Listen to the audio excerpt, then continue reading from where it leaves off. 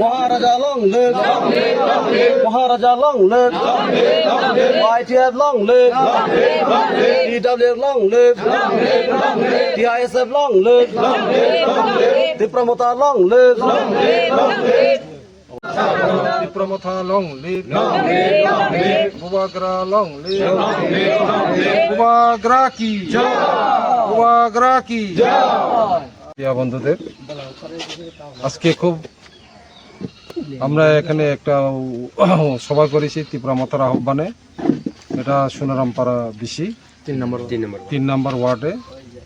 এখানে 67 family, 215 voters, তারা বিভিন্ন দল থেকে, সিপিএম, বিজেপি, বিভিন্ন দল থেকে ছেড়ে আজকে তীব্রমতাতে যোগদান করছে। তাদেরকে আমরা স্বাগত জানাচ্ছি।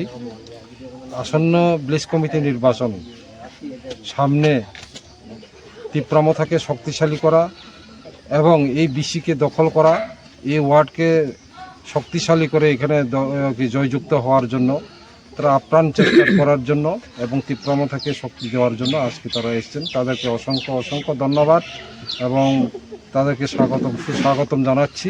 এই কারণে যে রাজ্যে বর্তমান যে পরিস্থিতি, আমরা সবাই জানি যে গত 10 বছর ধরে এডিসি ব্লেস কমিটি হচ্ছে না।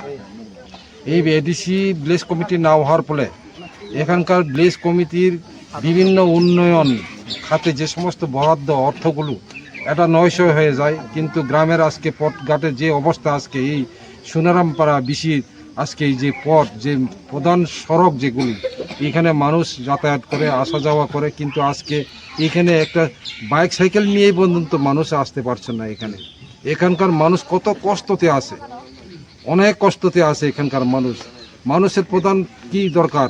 রাস্তাঘাট প্রয়োজন মানুষের। রাস্তাঘাট যদি পরিষ্কার, রাস্তাঘাট যদি মানুষের ব্যবহার করার জন্য যদি সেটা যদি না থাকে, এতে কি হয়? মানুষ দুর্ভোগে ভুগে। আজকে এখানকার সোনারামপাড়া বিসির যারা মূল বাসিন্দা যারা, এরা আজকে দুর্ভোগে ভুগছে। এখানে রাস্তাঘাট নেই, পথঘাট নেই। তো আজকে এই মিটিংয়ের মধ্যেও আমি আহ্বান জানাবো রাজ্য সরকারের নিয়ন্ত্রণাধীন এই যে রাস্তা যাতে সঠিকভাবে কাজ করে, যাতে গ্রামের মানুষের যাতায়াতের সুযোগ সুবিধা করে যাতে দেওয়া হয়। এই যে ডিসি মেম্বার হিসেবে আমি অনুরোধ করব, আমার তরফ থেকেও চেষ্টা থাকবে এখানকার রাস্তাঘাট যাতে উন্নয়ন হয় আরও, তার জন্য বিভিন্ন যোগাযোগ করে, বিভিন্ন জায়গাতে, বিভিন্ন পিডব্লিউডি হোক, বিভিন্ন দপ্তরে হোক, আমি যোগাযোগ করে যাতে এটা মানুষের চলার জন্য একটা ব্যবস্থার সুযোগ করে দিতে পারি, তার জন্য আমার তরফ থেকেও আমার চেষ্টা থাকবে। আপনি তো এডিসি নির্বাচনে এমডিসি হওয়ার পর এই প্রথম সোনারামপাড়া এলাকাতে জয়ী হওয়ার পর আজ এখানে পরিদর্শনে এসেছেন।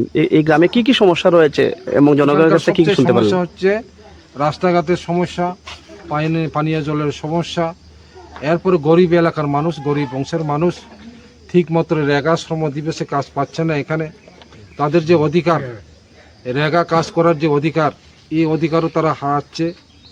ভুলভাল বিভিন্ন রকম বিভ্রান্ত করে ঘরের টাকা বা বিভিন্ন ঘর দেওয়া হবে না এরকম করে হুমকি দেওয়া হচ্ছে।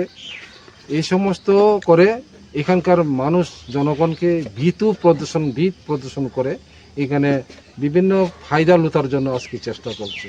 কিন্তু প্রশ্নটা হচ্ছে এখানেই, গত 10টি বছর যেহেতু ব্লেস কমিটি নির্বাচন হয়নি এখানে না, শুধু সারা ত্রিপুরায় যে এডিসি এলাকাতে ব্লেস কমিটি নির্বাচন হয়নি, যার ফলে এই যে বিসি এলাকার যে কোটি কোটি টাকার যে বরাদ্দ অর্থ, সরকারি বরাদ্দ অর্থ, এখানকার সুফল এখানকার মানুষের এটা উন্নয়নের জন্য এটা হওয়ার কথা ছিল, খরচ করার কথা ছিল, পরিকল্পনা করার কথা ছিল, কিন্তু হয়নি এখানকার মানুষ, যার ফলে এখানকার মানুষ খুব ভুক্তভোগী। এখানে পরিশেষে আজকে যারা আপনাদের দলে যারা যোগদান করেছেন তাদের উদ্দেশ্যে কি বার্তা রাখবেন?